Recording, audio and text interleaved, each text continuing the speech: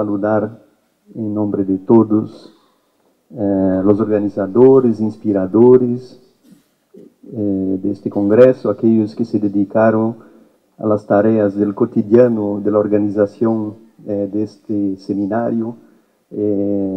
Lo invisible es lo más determinante en essas actividades organizativas. Gracias a este trabajo que estamos todos reunidos acá.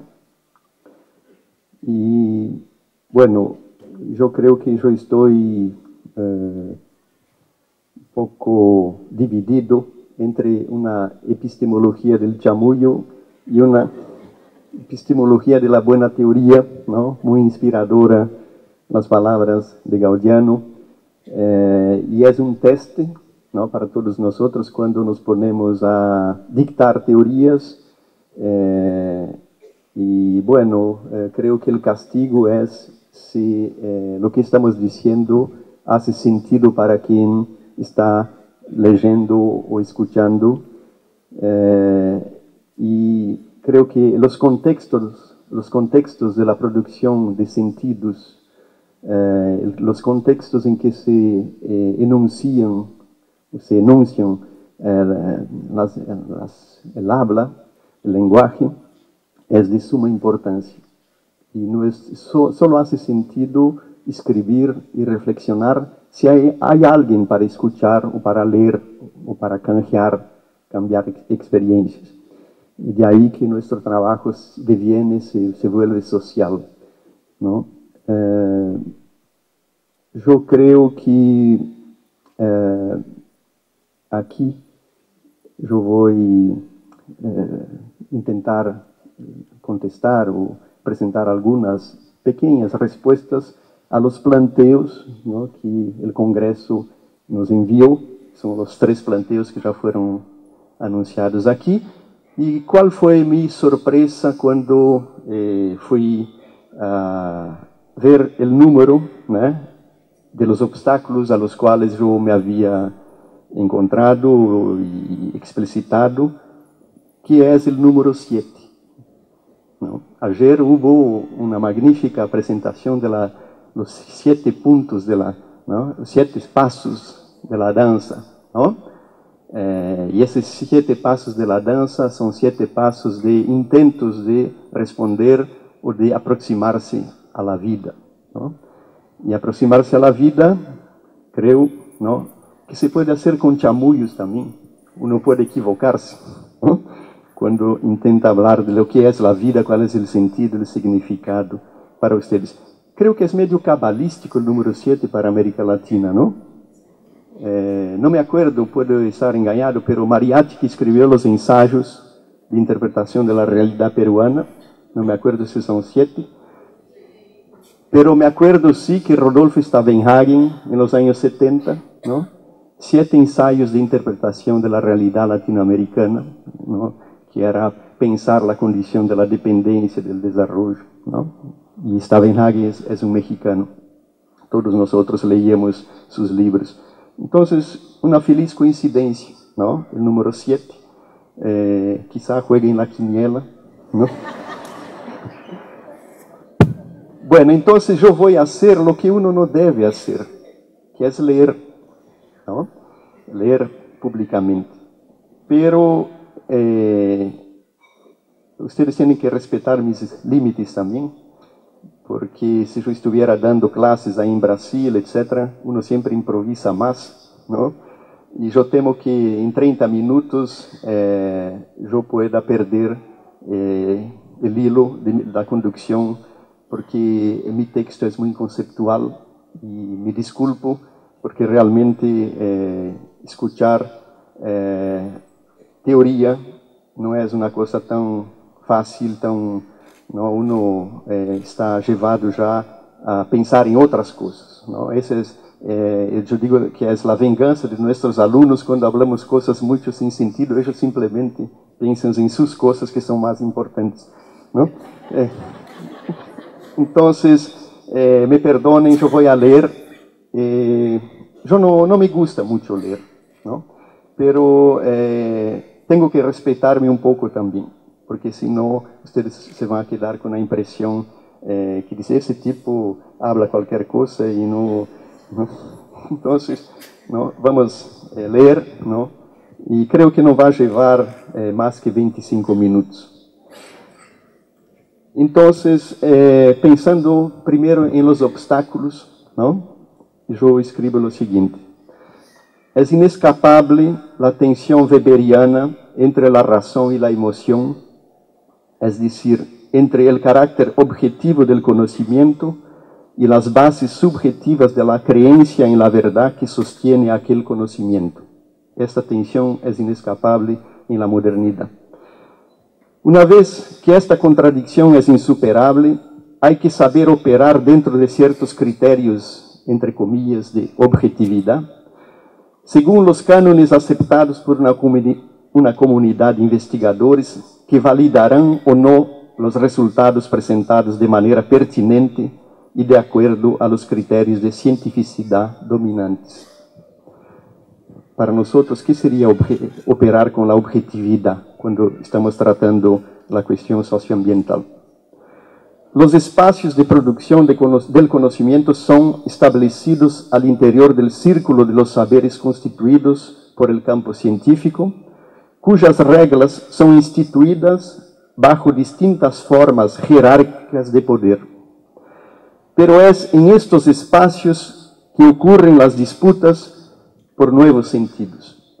Hay intentos por parte de los aspirantes a nuevas legitimaciones de teorías y de reconocimiento de parte de sus pares. Este proceso de búsqueda de nuevos contenidos en pos de la definición de otro sentido para el investigador, que alarga la percepción para quien está involucrado en esta búsqueda, confiriéndole reconocimiento de validez objetiva. Establecer mejor los nexos entre las condiciones de producción teórica del conocimiento científico y las condiciones de acceso al mismo, significa reconocer el doble carácter de este juego, una vez que ambos procesos refuerzan y condicionan, cada uno a su manera, las formas de apropiación material del mundo y de sus distintas mentalizaciones. La ciencia moderna es interdependiente no solo de las condiciones teórico-metodológicas acerca de los distintos objetos del mundo, pero lo es igualmente de las condiciones generales y específicas del contexto social de donde sobresale. La ciencia es a la vez causa y efecto del sistema de producción y de apropiación del mundo, al interior del sistema cultural que la genera y que es generado parcialmente por ella. La teoría de la reflexividad plantea una cierta circularidad que puede ser viciosa o virtuosa, según se la considera, acerca de la producción social de eventos y de la manera como estos actúan sobre quienes los producen. Según el principio de la reflexividad, ocurre que las prácticas sociales son constantemente examinadas y reformadas según la información renovada acerca de esas prácticas mismas, lo que produciría cambios constitucionales en sus características esenciales. Es un poco la teoría del constructivismo. Creemos que sea posible plantearse con mayor propiedad los sentidos de los eventos científicos para la sociedad, partiendo en dirección de la búsqueda del significado de la definición de ciencia. Plantear esta pregunta a la ciencia misma es una de las tareas más difíciles, pues de acuerdo con Edgar Morin, este planteo genera conocimiento y a la vez su autoconocimiento. Morin aconseja así problematizar la categoría de la razón, una vez que la razón ni siempre es racional, pero en ella convive lo irracional también. En consecuencia de esta denuncia, las ideas de razón y de verdad deben ser siempre resignificadas, pues la razón no es algo estático y cerrado, vuelta una cosa en sí misma. Las construcciones operatorias de la razón siguen los cambios de paradigmas. La razón es biodegradable por el hecho de ser o deber ser viva. La receta es entonces encontrar medios para que el uso de la razón pueda convivir con el azar, el desorden y lo singular. Así, al presentarse como proceso, es decir, razón abierta, se trata de entenderla como racionalidad crítica, combinando en su observación y juicio dimensiones irracionales, no racionales y suprarracionales. Ahí es la entrada de otros conocimientos. La ciencia es a la vez condicionada por los condicionantes internos, sistemas teóricos, lógicos y metodológicos, y los chamullos también. Y por variables extracientíficas, culturales y históricas, punto.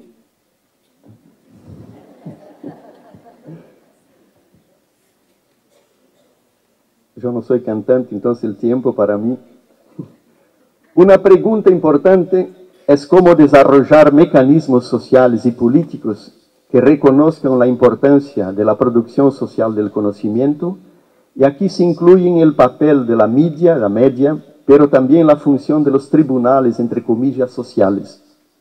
Es decir, instancias democráticas y abiertas en las cuales se pueden explicitar a la vez, sea las razones del disenso, espacios institucionales de disputas de sentidos sobre la emergencia de fenómenos nuevos que amenazan la seguridad, la salud, es decir, las condiciones de vida de las personas y de los grupos sociales, sea también las zonas de consenso institucionalizadas, ¿no? Porque el mundo necesita de consensos también, ¿no? No vamos a ser tan malos de solo querer el disenso, ¿no? Los espacios sociales ya no deben ser restringidos a los estados nacionales o a instituciones únicamente privadas, pero instancias reguladoras internacionales capaces de legislar sobre los grandes problemas regionales y globales en el dominio del riesgo y de las catástrofes, tanto naturales como sociales. Otra pregunta que debe ser lanzada a ese respecto se dirige al papel que la ciencia debe jugar dentro de un nuevo contexto, es decir, en qué medida es posible volver más transparentes los procesos de producción del conocimiento científico, no solo en su dimensión epistemológica, es decir, de los procesos cognitivos, filosóficos y metodológicos de su producción, pero también y en igual medida en los mecanismos de institucionalización, de difusión y de control social de sus resultados. Habría que plantearse si una de las condiciones de lograr una nueva ampliación del proceso social de control de los procesos científicos tendría que pasar por fuertes mecanismos éticos y jurídicos para mantener visible y de forma permanente lo que emerge como primera reacción, miedo al desconocido, pero que después son internalizadas por los grandes intereses corporativos de empresas y corporaciones científicas.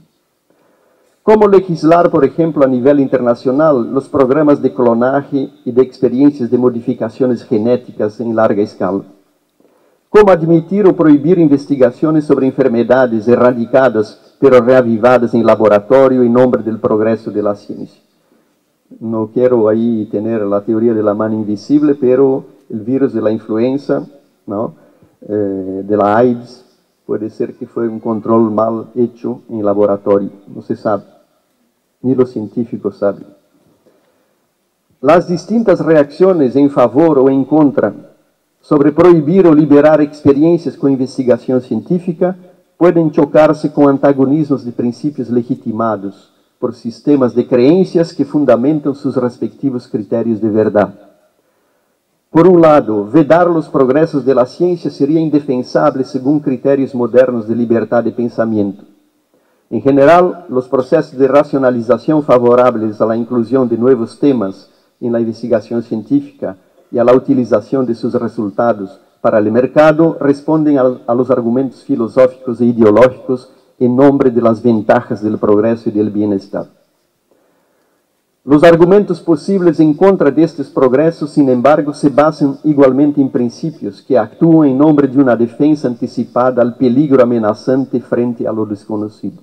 Hay una dialéctica ahí del desconocimiento, sea por la hegemonía, sea por la alternatividad. Pero hay una filósofa muy interesante que se llama Isabelle Stangers, que trabaja con Bruno Latour y trabajó con Prigogine, es una química y filósofa. Para ella, la ciencia es también política, sobre todo. Y la ciencia, entonces, ella propende a eliminar el conflicto que la opone al real en nombre de una política de la ley y del orden. El científico moderno es alguien que tambalea entre sus intereses de mantenerse libre como creador de novedades, pero se vuelve a la vez, para todos los efectos, guardián del orden constituido. El problema es la manera de cómo los científicos miran los fenómenos, la forma por la cual la ciencia declara real, entre comillas, un hecho más que otro, el método por el cual una práctica es defendida como científica con respecto a otra práctica considerada no científica. Es en ese sentido que la representación de un fenómeno científico es una creación política. Y este evento puede interesar y volverse interesante a medida que no se plantea un horizonte donde sea necesario garantizar un orden y una jerarquía entre la realidad imaginada, entre lo que es y lo que debería ser. El tema del sentido de la palabra política aplicada a la ciencia es del orden de la autoridad. ¿Quién tiene el derecho de decir algo de algo? Además, uno de los problemas del poder de los saberes científicos es la contestación referida a los saberes científicos inferiores, entre comillas, a quienes les es negada la posibilidad de probar la veracidad de los fenómenos con los cuales se ocupan. Un ejemplo de magnitud hoy día que reporta esta cuestión es el debate entre la agronomía considerada como científica hegemónica, es decir, la ciencia convencional, frente a los saberes vernaculares de los productores agroecológicos. A su vez, la intervención social del científico lo obliga a utilizarse de un arte de tipo farmacéutico, ¿no? O el fármaco para los griegos, que produce mezcla, dosis, y que obliga a encontrar una relación entre prácticas científicas y prácticas no científicas. Este arte enseña que las cosas no ocurren nunca de manera buena o mala, racional o irracional. Para ejemplificar esta estrategia de intervención, Isabel Stengers nombra dos conductas, dos experiencias. La primera, vivida como experiencia en Holanda y Francia, cuando trabajó con asociaciones de autoayuda de dependientes químicos o drogadictos. Allí se deparó con un hecho que meritó inversión, sea en la política, sea en los saberes científicos. Es decir, no es posible pensar su papel en sociedad sin plantearse el problema democrático como primacía. La producción activa de saberes de parte de colectivos que se esmeran políticamente desde su situación misma. Sujetos democráticos, de usuarios de la ciencia. El segundo caso tomado por Stengers trata de experiencias de recombinación genética en la Universidad de Harvard hace un par de años. El alcalde puso a los habitantes en guardia y los científicos tuvieron que aceptar negociar con un grupo de ciudadanos elegidos por sus pares en la formación del Cambridge Experimentation Review Board, en contraposición a los temores expresados por la mayoría de los especialistas frente a la intromisión de estos incapaces. El grupo realmente se impuso como interlocutor activo y como testigo ante los científicos. Pero no hay que rendirse a los obstáculos. Más allá de buscar imponer modelos cerrados para los sistemas de conocimiento, el siglo XXI nos señala desde ya un inmenso viraje anclado en nuevas asociaciones para la búsqueda de respuestas más compatibles con los retos de la complejidad del hacer, del pensar y del vivir. Las regiones de frontera entre las ciencias de la vida, de la naturaleza y de la sociedad propenden a ocupar nuevas zonas del conocimiento, restituyendo a los sistemas de representación otras modalidades de producción del conocimiento. Las disciplinas de educación socioambiental que interactúan con este sistema también empezaron a promover nuevas asociaciones cuyos resultados todavía inciertos vienen cargados de potenciales compromisos. Nuevas articulaciones con estos nuevos sistemas de conocimiento motivarán a la constitución de metodologías de trabajo intelectual, franqueando así nuevos caminos hacia la intervención social. Teoría y praxis encontraron aquí nuevos cauces hacia la creatividad. Pero el mundo humano y de los humanos no es hecho solo de ideas, pero de acciones. Acción social que emerge de los sistemas de ideas, sostenidas o negadas por aquella. Uno de los obstáculos a ser transpuesto para la educación socioambiental es de rehacer el camino de la disjunción acometida por las prácticas y las lógicas del crecimiento económico con las demás dimensiones de la sustentabilidad de las sociedades humanas y de los sistemas naturales que las involucran constitucionalmente o constitutivamente. Los sistemas de pensamiento y de acción hegemónicos nos han impuesto la razón metonímica, ¿no?, según Boaventura de Sousa Santos, por donde medra la parte económica sobre el conjunto de las formas de vida, de producción y de consumo. Hay que hacer transponer y translucir las demás dimensiones sofocadas de la sustentabilidad, mezclando lo material con lo inmaterial, lo cuantitativo con lo cualitativo, la cultura con las prácticas productivas, por donde se compondrán formas abiertas y creativas de articulaciones entre lo social, lo económico, lo ecológico, lo espacial y lo cultural, y por donde pueda emerger una nueva concepción de sujeto-actor, capaz de dialogar con los eventos y las estructuras. Ahí tenemos una nueva discusión sobre una teoría del sujeto, ¿no? El sujeto es quien dialoga con los eventos y las estructuras, y cuando lo decide, ¿no? Según Badiou, que es un filósofo interesante que discute la cuestión del sujeto, y tiene una definición emblemática que dice: el sujeto es indecidible, pero cuando decide ya no es más indecidible, ¿no? Esa contradicción entre lo indecidible y lo decidible se interpone entre los eventos y las estructuras. Es necesario encauzar la producción social del conocimiento a través de su transcurso histórico. Así que los sistemas de pensamiento y de conocimiento, sean científicos o no científicos, constituyen capítulos de la cultura, de la política y de la tecnología. Son la infratextura de la infraestructura, según Morin.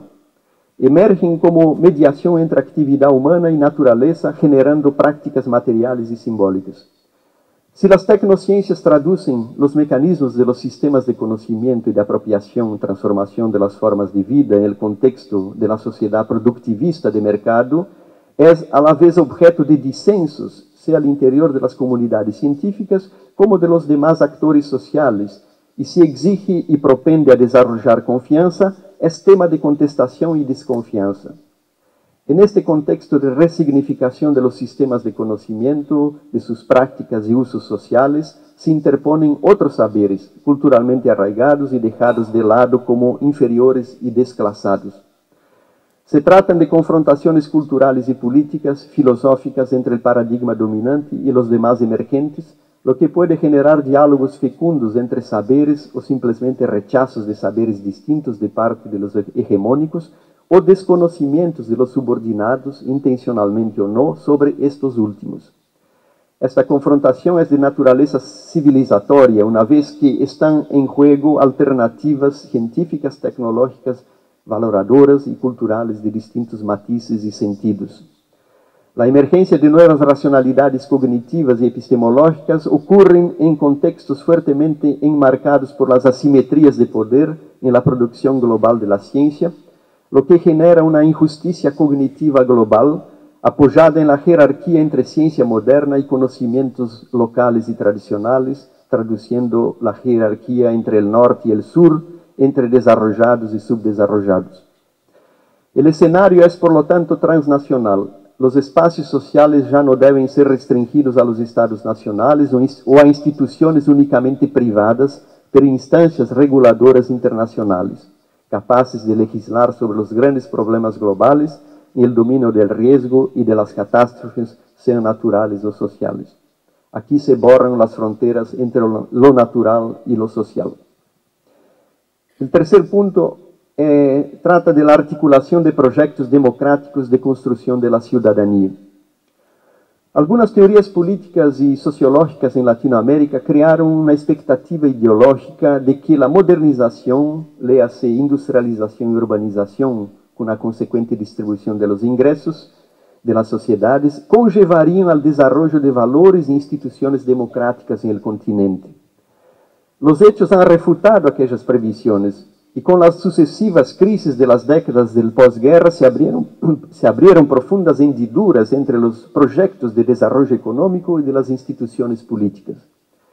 A su vez, pasados los años de plomo y de represión política y social en Latinoamérica, por donde se impusieron cambios estructurales en el orden económico, político y social en contra de las demandas y expectativas de amplios sectores sociales, en especial de los más marginados socialmente, una vez más se creyó que las instituciones políticas emergentes de los viejos compromisos oligárquicos de las élites políticas serían capaces de traducir los intereses y necesidades reprimidas históricamente. Las viejas instituciones como de los partidos políticos y del Estado no han conseguido captar y traducir aquellas expectativas populares y han abierto un nuevo entreacto entre el sistema de representación política y las demandas de la sociedad civil. En algunos países, sin embargo, este conflicto ha favorecido cambios importantes en los sistemas de representación política con los nuevos gobiernos populares, sobre todo en aquellos países en que los sectores marginados eran o son blanco de discriminaciones históricas, no solo por razones de pobreza, pero étnicas y culturales. Según encuestas recientes del informe Latino Barómetro de 2006, un 58% de los latinoamericanos considera que no puede haber democracia sin partidos políticos, pero solo el 22% confía en ellos. También solo un promedio de 31% considera que las privatizaciones fueron provechosas. No, menos mal, ¿no? En América Latina, los partidos se constituyeron históricamente en base a máquinas partidistas, capaces de distribuir privadamente los beneficios públicos por medio de acuerdos de compromiso y de clientelismo. La pregunta que queda todavía es si la emergencia de nuevos actores sociales es capaz de generar formas institucionales de penetrar el Estado y por esta vía democratizarlo y volverlo objeto de control ciudadano. Las transformaciones recientes por que ha pasado la esfera pública en la mayor parte de los países latinoamericanos, coincidiendo con los ciclos de democratización y de reformas neoliberales, son múltiples y ambivalentes. Con la globalización de los mercados y los proyectos de integración regionales, un cuadro sociopolítico y económico se presenta en un marco histórico de crecimiento urbano no planificado y de restricciones en inversiones sociales dictados por el ajuste estructural, generando agravamiento de la violencia urbana y rural, con la instrumentalización de las relaciones sociales urbanas por la red del crimen organizado. Nuevas formas de articulación política emergen de este nuevo marco de las sociedades, ampliándose la necesidad de pensar otros mecanismos de funcionamiento de las redes de representación política por parte de sectores sociales no representados por las viejas estructuras sociales y políticas. Si los actores tradicionales organizados en sindicatos, partidos, asociaciones de clase tienen todavía su importancia, ocurre una ampliación del modelo de concepción discursiva del espacio público en Latinoamérica con la incorporación de nuevos actores públicos, los grupos subalternos y la multiplicación de públicos deliberativos o participativos. En este conjunto de nuevos sujetos actores que construyen o explicitan sus identidades silenciadas históricamente, hay una multiplicidad de nuevos actores urbanos y rurales, pueblos de floresta, nuevas subculturas y etnicidades que contrastan con imágenes de naciones homogéneamente mestizas. Grupos subalternos y movimientos sociales que, sin embargo, denuncian los límites del espacio público establecido y que reivindican sus derechos de participación. Experiencias como históricas ya, ¿no? Son conocidas, las madres de Plaza de Mayo, los sin tierra, los sin techo, sin empleo, los zapatistas, las organizaciones no gubernamentales, movimientos ambientalistas, organizaciones de mujeres y de grupos que reivindican sus derechos de libertad, identidad sexual y de género, son algunos cuantos ejemplos de los contrapúblicos. Dos son los principales obstáculos para rebasar los límites actuales que separan a América Latina de la construcción de un proyecto democrático efectivamente maduro, según Fernando Calderón. Primero, la política y los actores políticos no estarán en condiciones de resolver los problemas político-institucionales si no son capaces de encarar los problemas de la sociedad, particularmente aquellos referidos a la equidad y a la pobreza. Segundo, ¿cómo construir opciones político-institucionales que resuelvan esos problemas? o cómo en un contexto de acelerada globalización, la política y las instituciones de la democracia procesarán los cambios que vienen experimentando las sociedades latinoamericanas. Hay un conjunto de factores que todavía obran en contra de la consolidación democrática, algunos de orden coyuntural, pero los demás de carácter estructural. Las situaciones de crisis y de riesgos político-institucionales, los límites de los sistemas de representación e intermediación, las demandas de más participación del Estado y de mayor control ciudadano, los problemas de desigualdad y pobreza, frustración de expectativas en la población, liderazgo débil de las élites dirigentes, a través de una débil percepción de los problemas, aumento y fragmentación de los conflictos sociales. El papel de la educación en el sentido más amplio, lo que incluye la educación socioambiental, no podrá realizarse plenamente sin el rol de los medios de comunicación, lo que significa decir que la media, televisión, radio, internet, tendrá un rol de destaque para la toma de conciencia de un par de cuestiones centrales para nuestras sociedades. La televisión es el medio de información más utilizado. En 2006, el 83% de los latinoamericanos vio las noticias en la televisión. Este balance acerca de los obstáculos para la realización de un efectivo sistema democrático en Latinoamérica cuenta, empero, con algunos puntos positivos, es decir, que está surgiendo una nueva forma de ciudadanía y han aparecido nuevas formas de vinculación entre sociedad y Estado. Parece probable que haya una redistribución social del poder. Es posible, por lo tanto, dibujar una agenda para la acción en materia de gobernabilidad democrática. Y aquí hay varios puntos. Yo tengo poco tiempo, me engañé en la distribución de mi tiempo. Uno siempre se engaña, ¿no? Me faltaría el punto final de las experiencias socioambientales en redes y fortalecimientos de la educación ambiental en distintos niveles espaciales y culturales, y el tema de las identidades ahí. Pero yo voy a respetar el tiempo, ¿no? Y voy simplemente partir para la parte final, y después ese texto va a estar disponible, ¿no?, para la lectura. Entonces, yo concluyo esta presentación con la siguiente reflexión. Todos nosotros que aquí estamos sabemos de estos problemas. No es novedad, no es novedoso, ¿no? Y ese es un punto positivo, ya reconocer los problemas. Lo que todavía no sabemos del todo es cómo tenemos que hacer para superarlos, si es que podremos hacerlo.